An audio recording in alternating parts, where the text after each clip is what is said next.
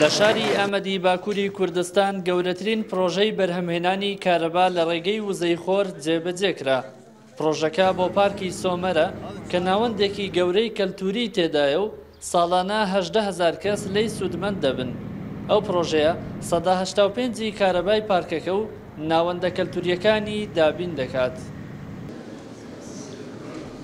پرۆژەی هەری باڵکێش هەرێ ji bo pêşeroja bajarên me, pêşeroja erdnigariyê me, pêşeroja welatê me îro dest pê dike em bijin ser xêrê bi, xêr û xweşî bi înşallah. Bi rastî jî ferasetê siyasetên me her tim dibêje jiyanekî ekolojîk lê ev peyv ne wateya wî tenê teoriyê da, tenê gotinê da, tenê parvekirinê da em dibêjin. Îro pratika wî ya herî girîng, herî mühîm û herî ew ê bibe bingehekî em bi hev rane. شارەوانی گەورەی ئامەد لە بەرنامەیدایە کارەبای هەموو ئامەد لە ڕێگەی وزەی خۆر بەرهەم بێنێت و ئەو وزەیە زیاد لە پێویستیش بوو دەیفرۆشێت بە کۆمپانیای دەداش کە کۆمپانیایەکی کەرتی تایبەتە و کارەبای تورکیا دابین دەکات.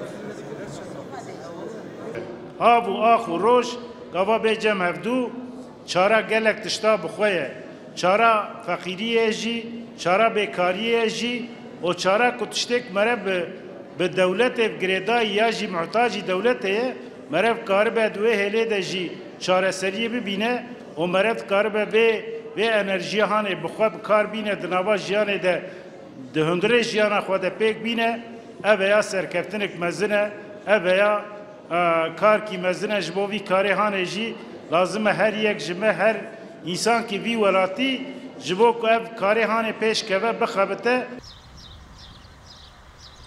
سوودوەرگرتن لە وزەی خۆر ڕێگەیەکی دیکەی بەرهەمهێنانی کارەبایە و ژینگە پارێزان دەڵێن ئەم ڕێگایە هیچ زیانێک بە ژینگە و سروشت ناگەیەنێت. بەپێی گوتەی شارەوانی گەورەی ئامەد ئەم پرۆژەیە لە ئاستی تورکیادا گەورەترین پرۆژەی بەرهەمهێنانی کارەبایە لە ڕێگەی وزەی خۆر. شاسوار مامە NRT ئامەد.